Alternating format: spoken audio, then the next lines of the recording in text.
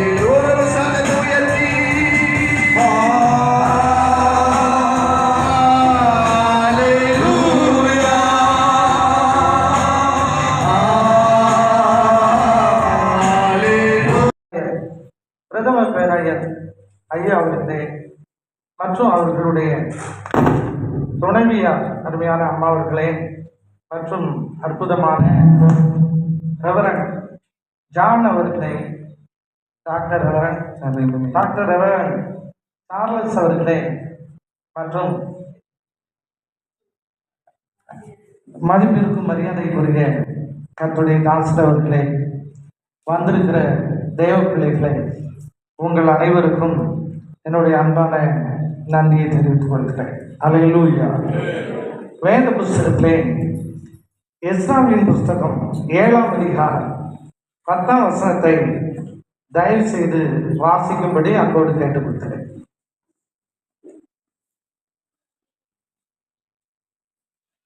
எஸ்ராவின் புஸ்தகம் 7ஆம் அதிகாரம் 10ஆம் கர்த்தருடைய வேதத்தை ஆராயவும் அதன்படி செய்யவும் இஸ்ரவேலிலே கட்டளைகளையும் நீதி நியாயங்களையும் உபதேசிக்கவும் எஸ்ரா தன் இருதயத்தை பக்குவப்படுத்தி இருந்தார். பக்குவமான ஒரு இருதயம். அருமையானவர்களே, இன்னைக்கு பக்குவம் என்கின்ற ஒரு தலைப்பிலே ஒரு சின்ன செய்தியை பார்க்க, எதற்கு ஒரு பக்குவம் வேண்டியதாக இருக்கிறது. அருமையானவர்களே, பருவம் தப்பினால் பரங்கிழங்கும் ஆகாது என்று சொல்வார்கள். ஒவ்வொன்றுக்கும் ஒரு பருவம் இருக்கிறது, பக்குவம் இருக்கிறது. நம்முடைய வேதத்திலே பெரிய ஆசாரியர், பெரிய ஒரு ஊழியக்காரர் எஸ்ரா மூலம் கர்த்தர் இந்த வார்த்தைகளை நமக்கு உண்டு பண்ணி வைத்திருக்கிறார். அருமையானவர்களே, நம்முடைய பேச்சு பக்குவமாக இருக்க வேண்டும். பேச்சு பக்குவத்தை பார்ப்பார்கள். பெரிய வேலைகளுக்கு கம்பெனிகளுக்கு செல்லும் பொழுது அருமையானவர்களே பல எக்ஸாம் வைப்பார்கள். திரும்ப ஓரல் எக்ஸாம் என்கின்ற ஒரு காரியத்தை வைப்பார்கள், நேர்காணல். அந்த நேர்காணல் எதற்கு வைக்கப்பட்டிருக்கிறது என்றால், நம்முடைய முகத்தை பார்ப்பதற்கும், அருமையானவர்களே அந்த முகத்தில் அந்த பாவனைகள் எப்படி இருக்கு என்பதற்கும், அந்த பேச்சு பக்குவமாக இருக்கிறதா, ஒரு கஸ்டமர்கிட்ட பக்குவமாக பேசுகிறாங்களா, அந்த முகப்பார்வனை பக்குவமாக இருக்கிறதா, இல்லை கஸ்டமரை விரட்டும் வகையில் இருக்கிறதா, கஸ்டமரை கோபப்படுத்தும் வகையில் இருக்கிறதா என்பதனை அங்கே பார்ப்பார்கள். இந்த அடிப்படையில் தான் உலகம் எங்கும் உள்ள அத்தனை உயர் வேலை பதவிகளும் கொடுக்கிறார்கள். ஆகவே நமக்கு பக்குவம் வேண்டிய ஒன்றாக இருக்கிறது. அல்லேலூயா, அல்லேலூயா. பக்குவம் இல்லாத அநேக செயல்கள் நஷ்டத்தை கொண்டு வருகிறது. ஒரு குடும்ப தலைவருக்கு ஒரு பக்குவம் இருக்க வேண்டும். குடும்ப தலைவிக்கும் அப்படித்தான்.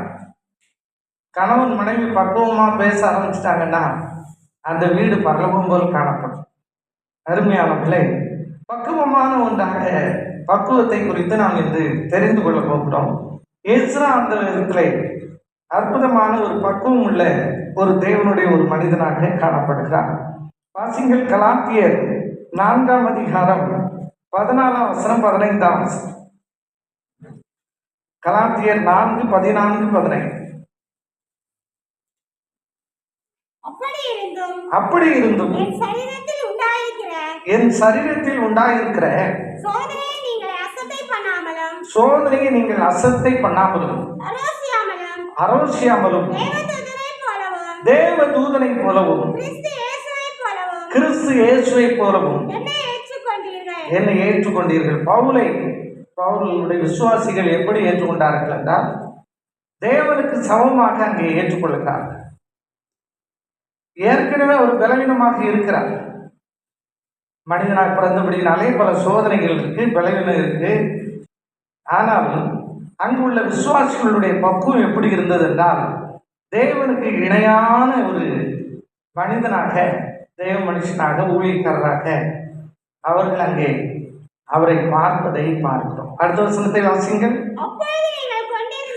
அப்பொழுது நீங்கள் கொண்டிருந்த ஆனந்த பாக்கியம் எங்கே? உங்கள் கண்களை பிடுங்கி எனக்கு கொடுக்க கூடுமானால்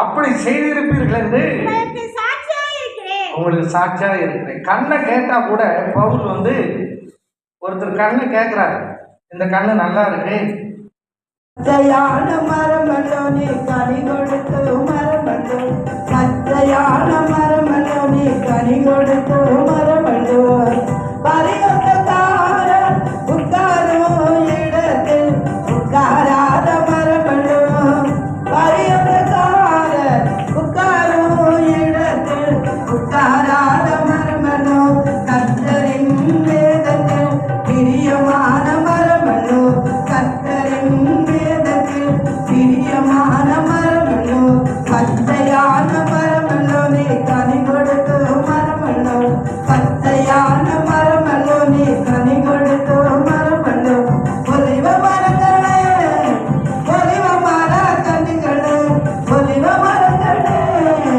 ஒலிவ மர கன்னிகளே, பச்சையான மரமல்லோ நீ கனி கொடுத்து மரமல்லோ, பச்சையான மரமல்லோ நீ கனி கொடுத்து மரமல்லோ, இரவு பகல் வேதத்தை தியானம் செய்யும் மரமல்லோ, இரவு பகல் வேதத்தை தியானம் செய்யும் மரமல்லோ, நீ காதல் ஓரமாய் நடப்பட்ட மரமல்லோ, நீ காதல் ஓரமாய் நடப்பட்ட மரமல்லோ, பச்சையான மரமல்லோ நீ கனி கொடுத்து மரமல்லோ, பச்சையான மரமல்லோ நீ கனி கொடுத்து மரமல்லோ, ஒலிவ மரங்களே மரமல்லோ, காலத்தின் கனிதரும் இலை உதிரா மரமல்லோ, காலத்தின் கனிதரும் இலை உதிரா மரமல்லோ, நீ செய்வதெல்லாம் வாய்க்குமே நீ சொல்வதெல்லாம் நடக்குமே, செய்வதெல்லாம் வாய்க்குமே நீ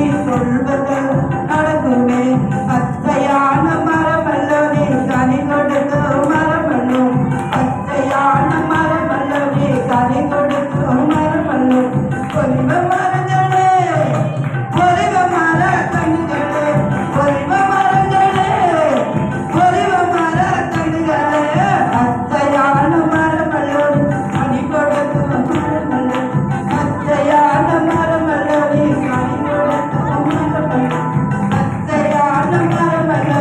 அல்ல கைகளை தட்டி கட்டுமை வானத்தில் யாரையும் அடிக்கக்கூடாது. Don't beat anyone. மனைவிய புருஷன் அடிக்கக்கூடாது. Don't beat husband. You should not beat your wife. புருஷனை மனைவி அடிக்கக்கூடாது. Wife should not beat your husband. ஆமா, பிள்ளை தாப்பனார் போட்டு வெளுத்து கட்டிடக்கூடாது. Children should not beat their parents. அடிக்கிறவர்களாக நீங்க மாறக்கூடாது. You should not be a beating. ஆண்டவருடைய ஊழியத்தை செய்றவங்க ஒழுக்கம் உள்ளவர்களாக இருக்கணும். God's servant should be a very strict in life. அடி தடி என்னத்துக்கு அடையாளமா இருக்குன்னா துன்மார்க்கத்துக்கு அடையாளமா இருக்கு. Beating everything just like a wickedness. அதெல்லாம் நம்ம செய்யக்கூடாது. We should not do all these things. இந்த மாதிரி ஒழுக்கத்தோட இருந்து கர்த்தருடைய பணியை செய்யணும். When we do be like that, systematic life. நீங்கள் உண்மையான சீசர்களாய் மாற வேண்டும்.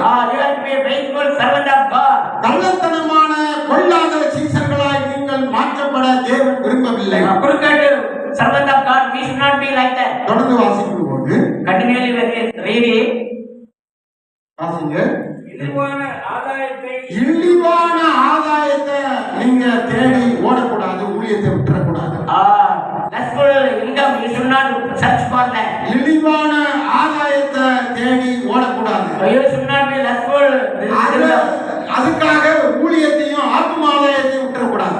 For that money sake, you should not destroy your ministry. தொடர்ந்து வாசிக்கும் போது Continuously when you read, பொறுமையா இருக்கணும். be a patient. பொறுமையா இருக்கணும். We have to be patient. பொறுமையா இருக்கணும். We have to be patient. நீங்க பொறுமையா இருக்கணும். You have to be patient. இதுல ஊழியர்களுக்கு பொறுமைன்னு சொல்லி இருக்குது. The pastors, they should have a passion. ஆவியின் கனின்னு சொல்லும் போது The spirit of